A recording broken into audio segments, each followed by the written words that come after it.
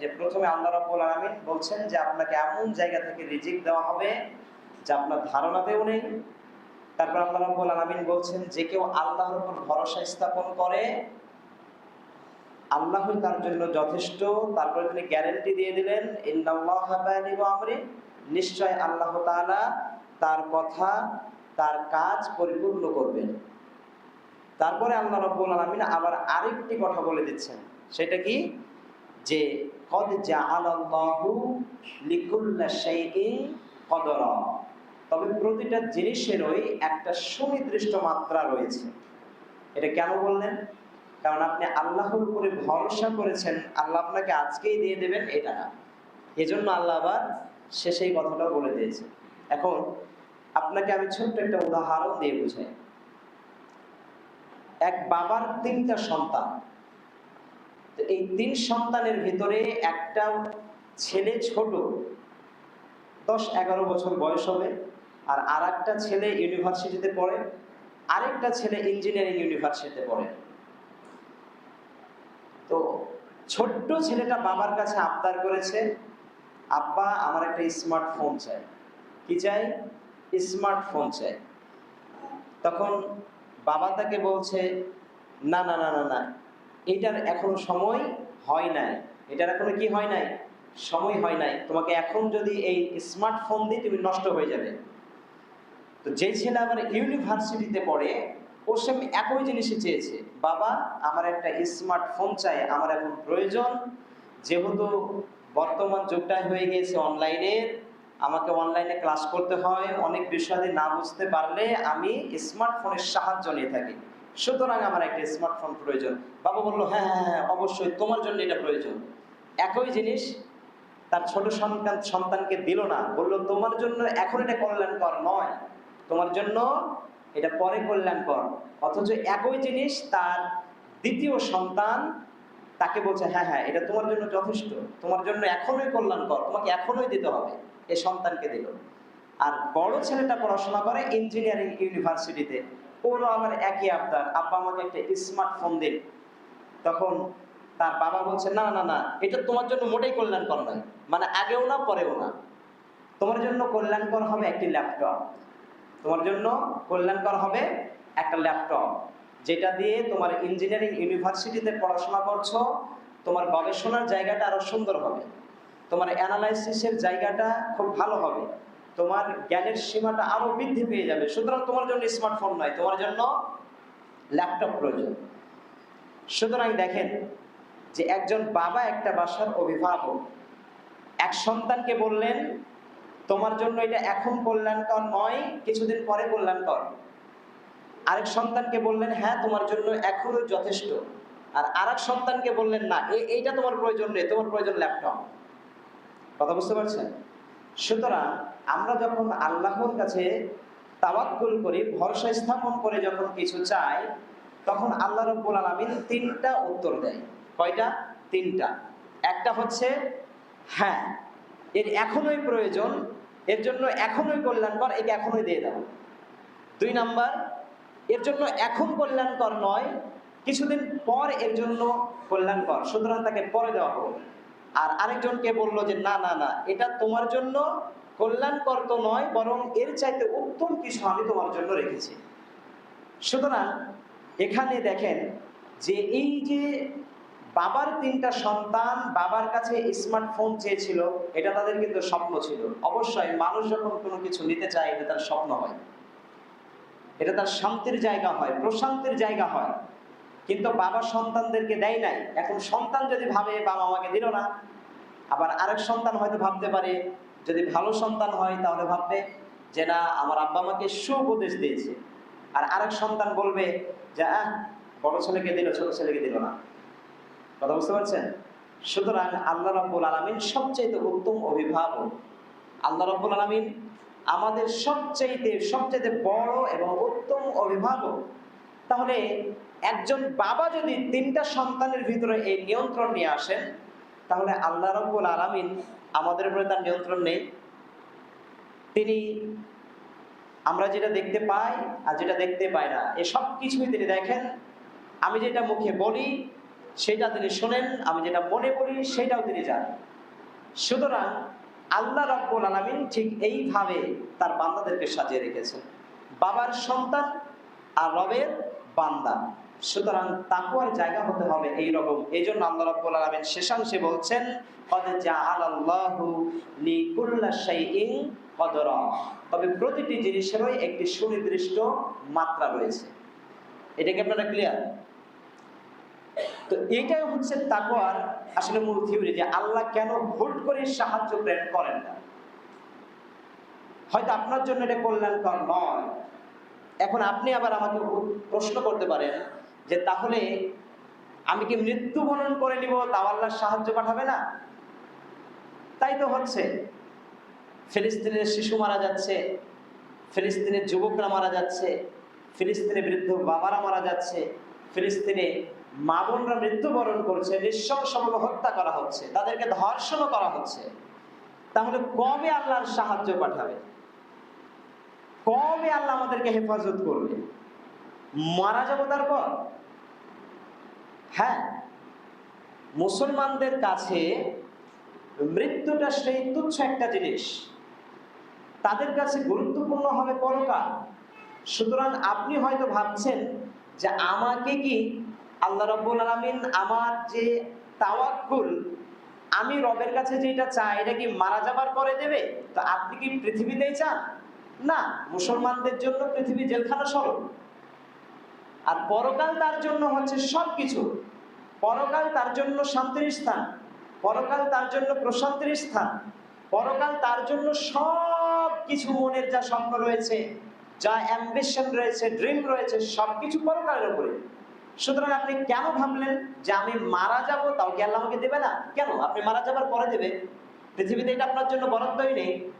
এখন আপনি বলবেন এত কষ্ট পেয়ে মারা যাচ্ছে তাও আল্লাহ দেখছে না? পৃথিবীতে প্রতিটা মানুষের মৃত্যু স্বাদ গ্রহণ করবে। কুল্লু নাফসিন যায়কাতুল মাউত। সুতরাং আপনি ভাবেন না যে ওই ফিলিস্তিনি ভাই বোনদের উপরে যে গোলাবর্ষণ করা হচ্ছে, তাদের উপরে যে জুলুম নির্যাতন চালানো হচ্ছে এবং গণহত্যা চালানো হচ্ছে, এবং তারা যে কষ্ট পাচ্ছে, কষ্ট পেয়ে মৃত্যুবরণ করছে, আপনি ভাবেন না যে আমি বেঁচে যাব। তারা শুধু একটা সিস্টেমের ভিতরে মারা যাচ্ছে। এটা আপনি হয়তো অ্যাক্সিডেন্ট করে মারা গিয়েছেন, কালকে হয়তো একটা সামারের ট্র্যাজেডিতে আপনি একটা বিল্ডিং চাপা পড়ে মারা গিয়েছেন, জাস্ট এতটুকুই।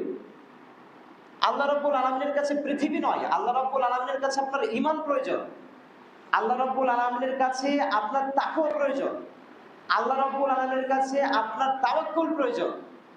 আপনার তাকওয়া কি রকম, আপনার ঈমান কি রকম? কারণ পৃথিবী তো মুসলমানদের কাছে তুচ্ছ একটা জিনিস হওয়ার কথা, এটা ক্ষণস্থায়ী একটা জায়গা।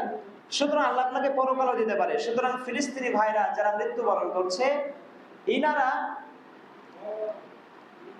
ফিলিস্তিনি ভাইরা যারা মৃত্যুবরণ করছে, এর একটা সিস্টেমের ভিতরে পৃথিবী ছড়ে চলে যাচ্ছে। সুতরাং আল্লাহ রাব্বুল আলামিন এই গোটা পৃথিবীর ভিতরে আল্লাহ রাব্বুল আলামিন আমাদেরকে জাজ করে নিচ্ছে, কার তাকওয়া আছে, কার ঈমান মজবুত, এই বিষয়াদিগুলো আল্লাহ রাব্বুল আলামিন আমাদেরকে কি করে নিচ্ছেন? পরীক্ষা করে নিচ্ছেন।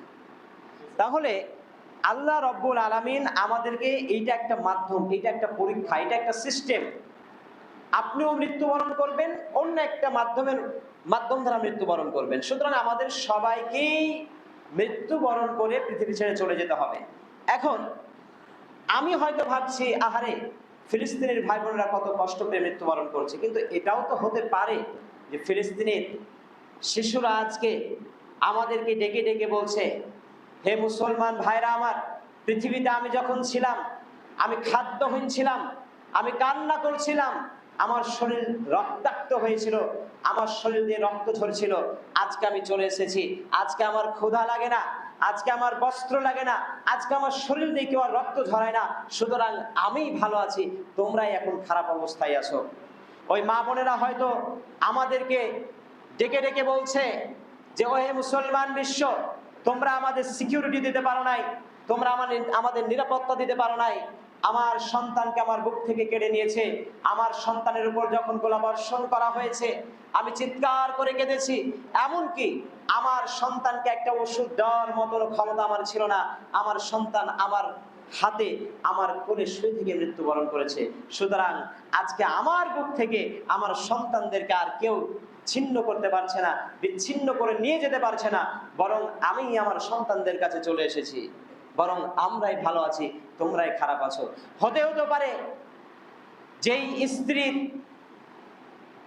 বুক থেকে তার স্বামীকে ছিনিয়ে নেওয়া হয়েছে, সেই স্ত্রী হয়তো আজকে শহীদ হয়ে গিয়ে চিৎকার করে বলছে যে হে মুসলমান বিশ্ব, তোমরা পৃথিবীতে আমার সেফটি সিকিউরিটি দিতে পারো নাই, আমাকে ধরে নেওয়া যাওয়া হয়েছে, মানবতার দোহাই দেখিয়ে সন্ত্রাসী বানিয়ে দিয়ে আমাদেরকে ধর্ষণ করা হয়েছে, সেদিন আমাদের কেউ নিরাপত্তা দিতে পারো নাই, আমার স্বামীকে তারা হত্যা করেছে, প্রাণের স্বামীকে তারা বছরের পর বছর জেলখানায় ভরে রেখেছে, আজকে মৃত্যুবরণ করেছি, চলে এসেছি, আজকে আমাদের কাছ থেকে আমাদের স্বামীকে ছিনিয়ে নেওয়ার মতো শক্তি আর কারণেই, সুতরাং আমরাই ভালো আছি, হে পৃথিবীর মুসলমান তোমরাই খারাপ আছো।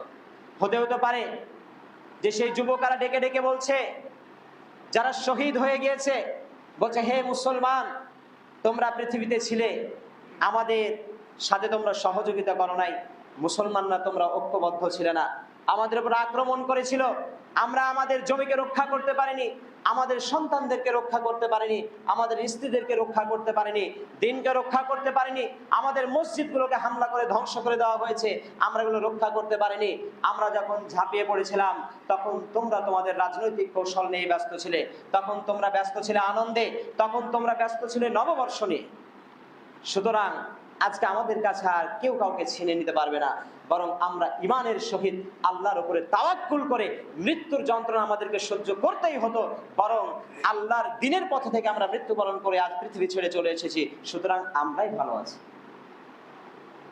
বরঞ্চ আমরা যারা বেঁচে আছি আমরা বর্তমানে ভালো নেই, আমাদের ঈমান দুর্বল, কিন্তু যারা চলে গিয়েছে তারাই ভালো আছে। আমরা আজকেও মরবো, কালকেও মরবো, কেউ অ্যাক্সিডেন্ট করে মারা যাবেন, কেউ অসুস্থ হয়ে মারা যাবেন, কেউ মেডিকেলে পড়ে থেকে মারা যাবেন, কারো পা কেটে মারা যাবেন এবং কষ্ট সহ্য করতে হবেই হবে। শুধু একটা সিস্টেম, তারা গেল আল্লাহর দিনের ওপরে থেকে, আল্লাহর রাস্তায় জিহাদ করে, আর আমরা হচ্ছে কি, আমরা এইভাবে স্বাভাবিকভাবে মৃত্যুবরণ করব। খালিদ বিন রাদিয়াল্লাহু তাআলা আনহু তিনি বলতেন যে হাই, আমি শত শত যুদ্ধ করলাম, অথচ আজকে আমাকে শুয়ে শুয়ে থেকে মৃত্যুবরণ করতে হবে। সুতরাং তাদের চিন্তা চেতনাই ছিল আল্লাহর পথে নিজেকে উৎসর্গ করে দেওয়া। সুতরাং আপনার আমার হয়তো কষ্ট হচ্ছে, কিন্তু আল্লাহই জানেন এর ভিতরে কি কল্যাণ নিহিত রয়েছে। মুসলমান ভাইরা আমার, সারা আলাইহিস সালাম কে যখন জালিম বাদশাহ তার ইজ্জত লুণ্ঠন করার জন্য তার দিকে হাত বাড়ালো, সারা আলাইহিস সালাম নামাজে দাঁড়িয়ে গেলেন, আল্লাহর কাছে দোয়া করলেন, বললেন আল্লাহ রাব্বুল আলামিন, এই ইজ্জত সম্ভ্রম আমার স্বামীর জন্যে আমি এটা রক্ষা করার চেষ্টা করেছি, কিন্তু আমি নিরুপায়, আমার পক্ষে আর সম্ভব নয়, সুতরাং তোমার উপরে ছেড়ে দিলাম, তুমি আমাকে হেফাজত করো। ওই জালিম বাদশা যখন সারা আলাইহিস সালামের উপরে যখন হাত বাড়িয়েছিল, সাথে সাথে অজ্ঞান হয়ে মাটিতে পড়ে গিয়েছিল, আবার জ্ঞান ফিরেছিল, আবার সারা আলাইহিস সালামের দিকে হাত বাড়িয়েছিল, সাথে সাথে সে আবার পড়ে মাটিতে ছটফটানি শুরু করেছিল মৃগী রোগীর মতো।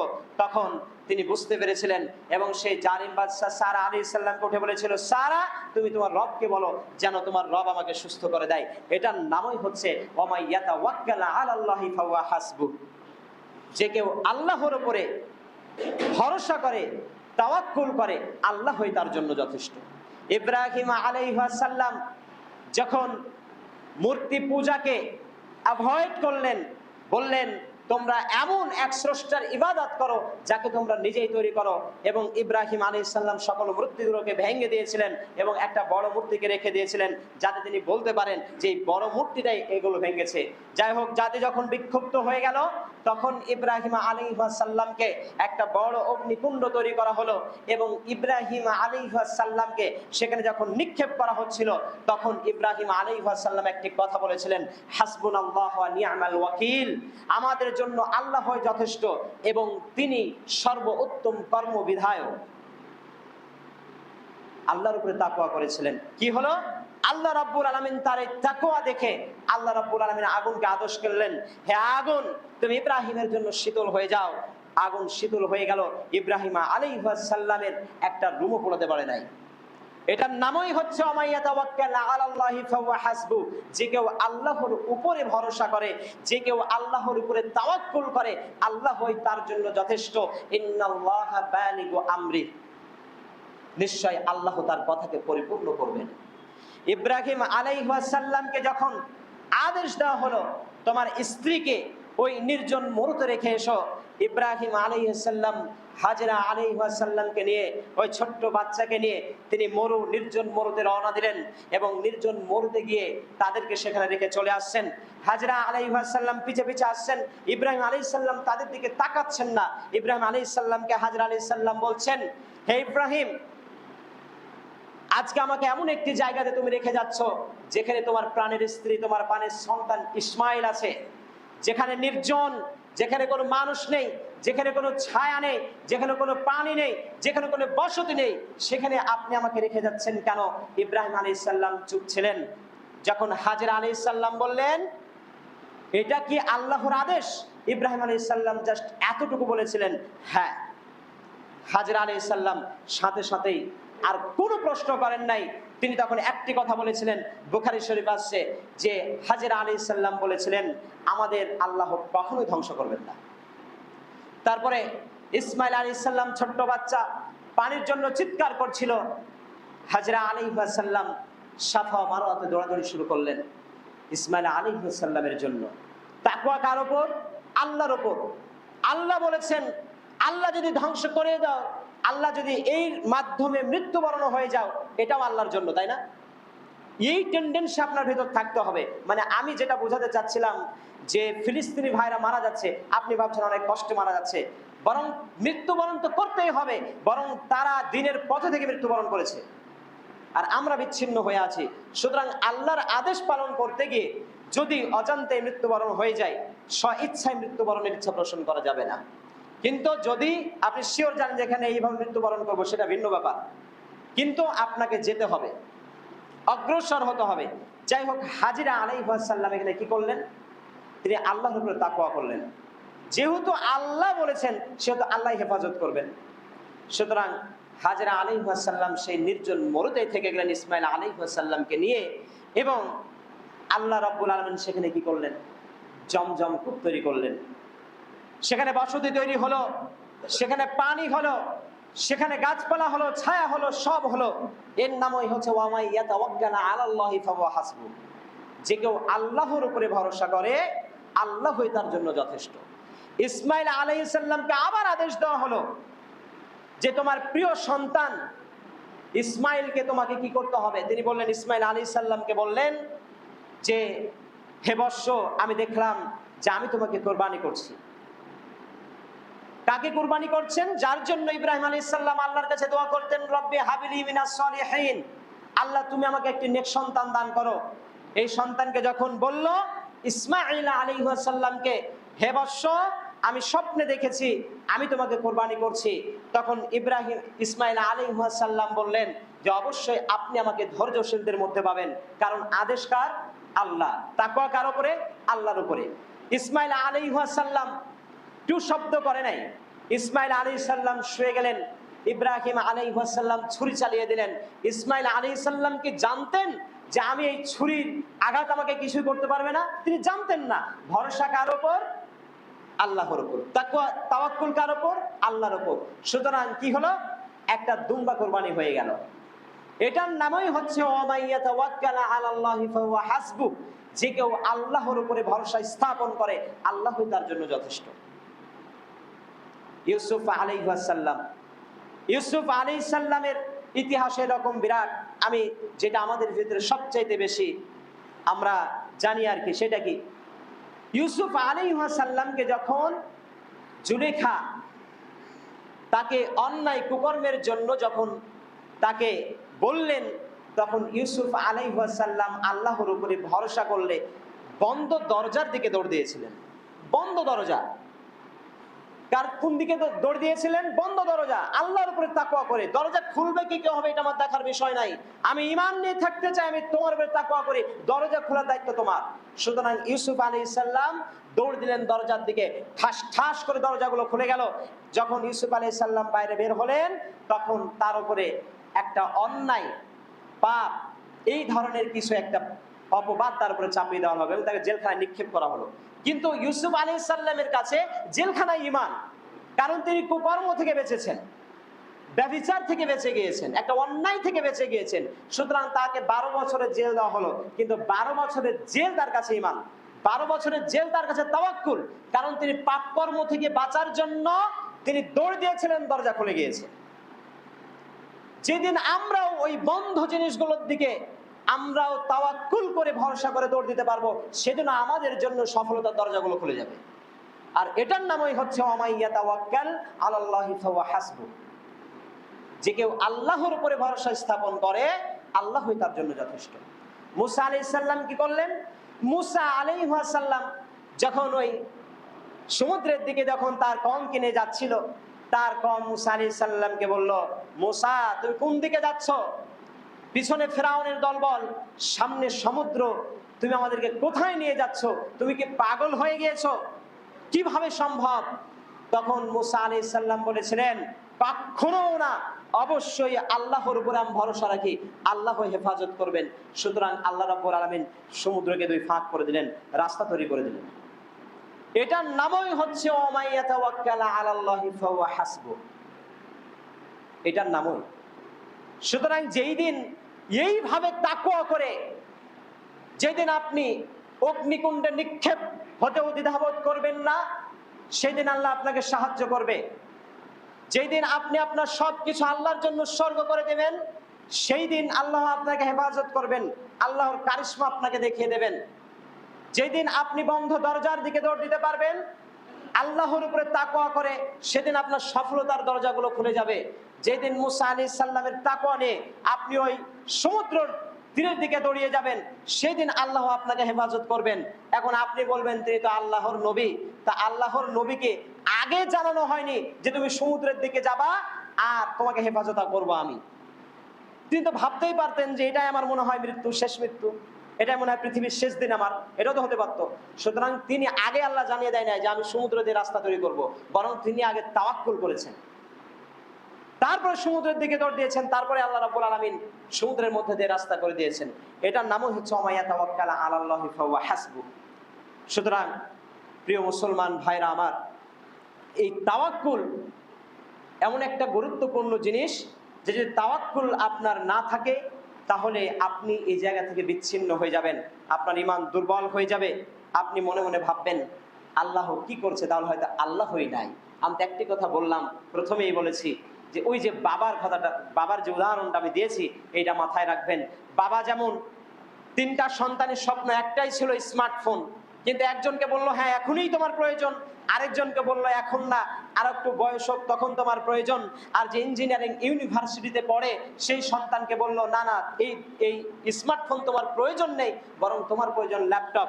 ঠিক তেমনি ভাবে আল্লাহর সাহায্যের জন্য অপেক্ষা করুন, আল্লাহর উপরে তাওয়াক্কুল করুন। আল্লাহর অ্যানসারের এই 3টার ভিতরে যে কোনটা আমরা একটা আছি।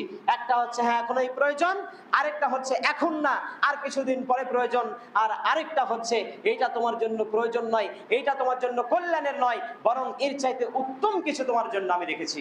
হতে পারে দিনের পথে থেকে জীবনটাই চলে যাবে, কিন্তু উত্তম জান্নাতটা হয়তো আমরা পেয়ে যাব। প্রিয় মুসলমান ভাইরা আমার, আল্লাহ রাসূল পাক সাল্লাল্লাহু আলাইহি ওয়াসাল্লাম বলছেন যে 70,000 ব্যক্তি বিনা হিসাবে জান্নাতে চলে যাবে, মানে এদের কোনো হিসাবই লাগবে না, এদের কোনো হিসাবই লাগবে না। এই 70,000 জন ব্যক্তি হচ্ছে শুধুমাত্র জান্নাতে যাবেন আল্লাহর উপরে তাওয়াক্কুল করার জন্য, কোনো হিসাব লাগবে না এদের। সুবহানাল্লাহ, শুধু তাওয়াক্কুল করার জন্য চলে যাবে। সুতরাং এই তাওয়াক্কুলের জায়গাটা ঠিক রাখেন। মনে রাখবেন ইব্রাহিম আলাইহিস সালামকে, তিনি আল্লাহর রাসূল ছিলেন, তিনি আল্লাহর নবী ছিলেন, তাকে এত বড় বড় পরীক্ষা দিয়েছেন। আমাদেরকে আল্লাহ রাব্বুল আলামিন এত বড় পরীক্ষা দিয়েছেন, আমরা তো কুরবানি করতে গিয়ে মনে হয় 10,000 টাকা কুরবানি করতে গিয়ে জীবন চলে যায়। ফ্রিজ করে কিনেন আপনি ঋণ করে, আপনি টিভি কিনেন ঋণ করে, আপনি ফ্যানের বাতাস খাচ্ছেন ঋণ করে, আপনি এসি কিনছেন ঋণ করে, সবই আপনি ঋণ করে করেন। আর কুরবানির সময় আপনার মন কেমন কেমন করে। আর যদিও আমরা করি, গোশত হয় আমাদের মূল লক্ষ্য। সুতরাং তাওয়াক্কুল আমাদের খুবই কম। যেদিন এই তাওয়াক্কুলের জায়গাটা ঠিক করতে পারবো, আল্লাহ রাব্বুল আলামিন অবশ্যই আমাদেরকে হেফাজত করবেন। আর যদি পৃথিবীতে পেয়ে না থাকি, পরকালের জন্য অপেক্ষা করেন, কারণ পৃথিবী আমাদের জন্য ক্ষণস্থায়ী। পৃথিবী আমাদের জন্য, মুসলমানরা আমরা বিশ্বাস করি যে পৃথিবীটা হবে ইমানদারদের জন্য একটা জেলখানা স্বরূপ। সুতরাং আমরা তো চাই কোথায়? আমরা চাই জান্নাতে। সুতরাং জান্নাত আমাদের আশা, জান্নাত আমাদের ভরসা, আমরা জান্নাতই চাই। সুতরাং পৃথিবীতে যদি নাও পাই, আল্লাহ রাব্বুল আলামিন যেন পরকালে আমাদেরকে জান্নাত দেন, এটাই আমরা আল্লাহ রাব্বুল আলামিনের কাছে দোয়া করি। সর্বশেষ আপনাদেরকে বলতে চাইবো যে আমরা আল্লাহর উপর বিশ্বাস রাখবো, আল্লাহর উপরে তাওয়াক্কুল করব। আজ নয়, আপনি নয়, আমি নয়, হয়তো সবাই মৃত্যুবরণ করব। মনে রাখবেন, ইসলামের বিজয় হবেই হবেই, ইনশাআল্লাহ ইসলামের বিজয় হবেই। হয় আপনাকে নিয়ে, না হয় আপনাকে ছেড়ে, কিন্তু ইসলামকে ছেড়ে আপনি কখনো বিজয় হবেন না। কেননা আপনার মনেই তো আছে যে আল্লাহ রাব্বুল আলামিন আছেন, পরকাল আছে, জান্নাত জাহান্নাম আছে। সুতরাং এই চিন্তা যদি আপনার ভিতরে থাকে, তাহলে জান্নাতই আমাদের জন্য কাম্য। সুতরাং আমরা কি ইসলাম ছাড়া কখনো বিজয় হব? আমাকে ছাড়া ইসলাম বিজয় হয়ে যাবে? পৃথিবী এরকম, ইসলামের অনেক ইতিহাস আছে, অনেক যুদ্ধ করতে করতে মৃত্যুবরণ করেছেন, ওনারা দেখেই যেতে পারেন নাই, কিন্তু উনি কিন্তু জান্নাত পেয়ে গেছেন। সুতরাং আমাদের মূল লক্ষ্য উদ্দেশ্য হবে যে আল্লাহ রাব্বুল আলামিনের উপরে তাওয়াক্কুল করার যে টেন্ডেন্সি, এইটা আমাদেরকে তৈরি করতে হবে। আমাদের ঈমানকে মজবুত করতে হবে, পৃথিবীর সব বিষয়গুলোকে তুচ্ছ মনে করতে হবে, এবং ঈমানের জজবাকে টিকিয়ে রাখার জন্য আমাদের যে যে কাজগুলো করা প্রয়োজন, যে চেষ্টার প্রয়োজন, এই চেষ্টাগুলো আমাদেরকে চালিয়ে যেতে হবে। আল্লাহ রাব্বুল আলামিন আমাদেরকে যেন কবুল করেন, আল্লাহ রাব্বুল আলামিনের উপরে আমরা যেন ভরসা রাখতে পারি, তাওয়াক্কুল রাখতে পারি। আল্লাহ রাব্বুল আলামিন এই তাকওয়ার জায়গাটা যেন আমাদেরকে সহজ করে দেন, তাওয়াক্কুলের জায়গাটা সহজ করে দেন। আল্লাহ রাব্বুল আলামিন আমাদেরকে সকলকেই যেন ইসলামের জন্য কবুল করেন, দিনের পথে থেকে মৃত্যুবরণ করার তৌফিক দান করেন। আল্লাহ রাব্বুল আলামিন আমাদেরকে কবুল করুক। আল্লাহুম্মা আমিন ওয়া আখিরু দাওয়ানা আলহামদুলিল্লাহি রাব্বিল আলামিন। আসসালামু আলাইকুম ওয়া রাহমাতুল্লাহ। কাতারগুলো সোজা করেন।